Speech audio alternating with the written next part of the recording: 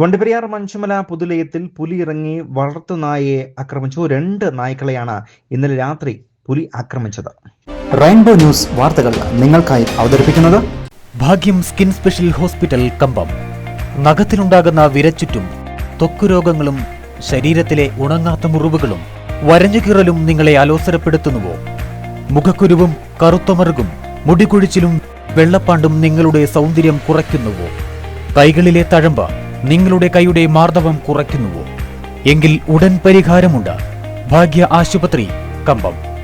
വണ്ടിപ്പെരിയാർ മഞ്ചുമല പുതുലയത്തിൽ താമസിക്കുന്ന യേശുദാസ്, ശാന്തി എന്നിവരുടെ വീടിനോട് ചേർന്നുള്ള പട്ടിക്കൂട്ടിൽ കെട്ടിയിട്ടിരുന്ന 2 നായ്ക്കളെയാണ് ചൊവ്വാഴ്ച രാത്രി പുലി പിടിച്ചത്.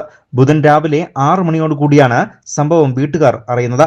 പ്രദേശത്ത് ആനയുടെ ശല്യം ഉണ്ടായിരുന്നതുകൊണ്ട് തന്നെ രാത്രി നായ കുരച്ചത് കേട്ടിട്ടും ആന വാതുക്കൽ എത്തിയതാകും എന്ന് കരുതി ഭീതിയിൽ ഇവർ ഇറങ്ങിയിരുന്നില്ല.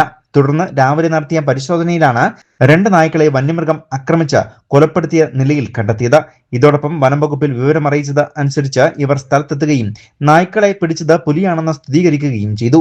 എന്നാൽ ഇവയെ കൂടുവെച്ച് പിടിക്കുന്നതിന് പകരം സ്ഥലത്ത് ക്യാമറ സ്ഥാപിച്ച് ആദ്യം പുലിയാണെന്ന് സ്ഥിരീകരിക്കാം എന്നാണ് വനം വകുപ്പ് ഉദ്യോഗസ്ഥർ പറഞ്ഞിരിക്കുന്നത്. பார்த்துட்டு அவங்க பெருமட்டில் நாள் வருவாங்க சொல்லிட்டு அவங்க போயாச்சு.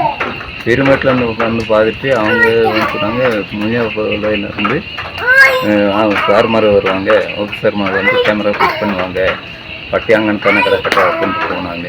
ஆனால் இது வரை மணி 6:45 ஆச்சு. இது வரை அங்கே வந்து கேமரா ஃபிக்ஸ் பண்ணாத நாயும் விதைக்கலை. நாய் அப்படி விதைக்க வேண்டாம், அன்னைக்கு வந்து அது வந்து பாதி எடுத்து போகணுன்னாங்க. அதனால நாயும் விதைக்கலை. ഇതെല്ലാം ഒന്ന് അധികാരികൾ മേൽക്കൊണ്ടത് കാര്യത്തെ ഒന്ന് പാത്ത്. വന്യമൃഗ ആക്രമണം കാരണം മേഖലയിൽ രാത്രിയും പകലും വെളിയിൽ ഇറങ്ങാനോ കിടന്നുറങ്ങാനോ കഴിയാത്ത സാഹചര്യത്തിലാണ് ഇവിടുത്തെ ജനങ്ങൾ ഉള്ളത്. അടിയന്തരമായി വനംവകുപ്പ് ഈ വിഷയത്തിൽ ഇടപെടണം എന്നുള്ളതാണ് നാട്ടുകാരുടെ ആവശ്യം. News bureau, Vandiperiyar.